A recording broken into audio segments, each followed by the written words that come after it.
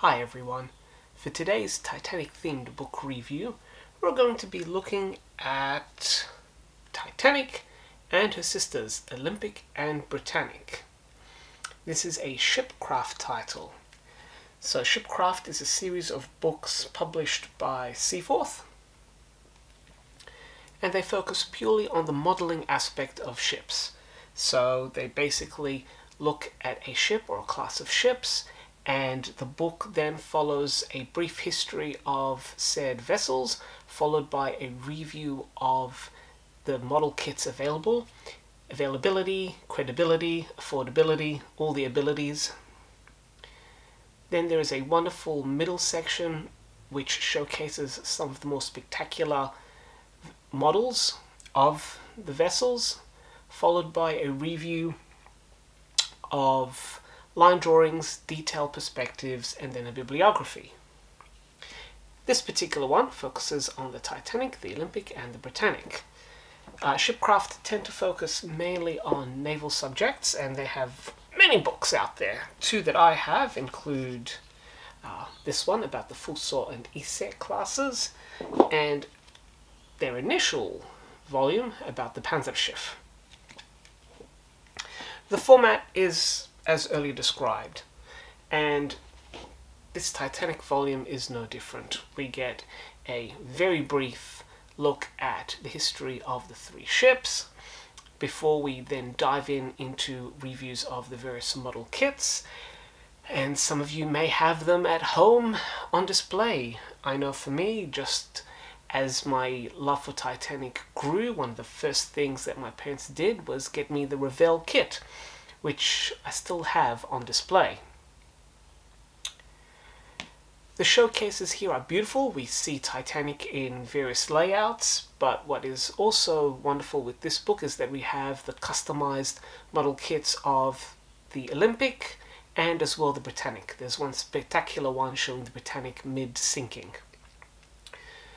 In this book as well, we have beautiful color profiles done by Cyril Codus, and we get to see the three ships in their various color schemes and guises. With Olympic, we are treated to its various dazzle camouflages during the First World War, and with Britannic we get beautiful layouts of how the ship looked as a troop ship and as it was meant to originally be, with the tremendous amount of davits on the top deck.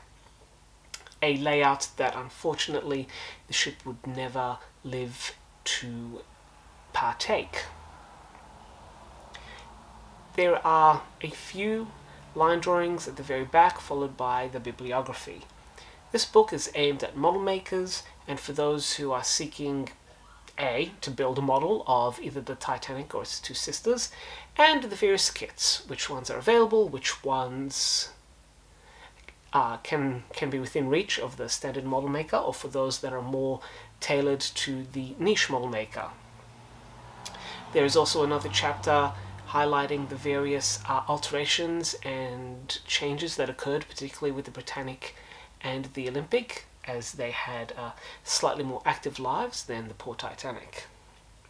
And for those of you who are interested in just purely modelling the Titanic, may I also recommend to you this book, RMS Titanic, a Model Maker's Manual by Peters Davies Garner, with a foreword by Ken Marshall, no less. And this is another book focusing purely on building a 1/48th scale model of the Titanic, and it is jam-packed full of line drawings and photographs and other illustrations. But this deserves another review for another time.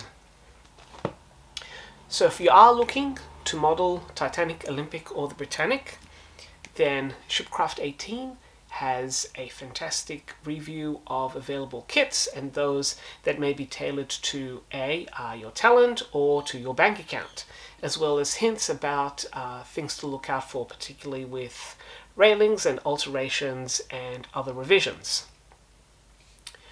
And if you, like me, just love the beautiful artwork and the line drawings, well then the artwork in particular here is absolutely fantastic, particularly showing Britannic as it was meant to have been in its original ocean liner guise, and then as it ended up becoming in its hospital ship look.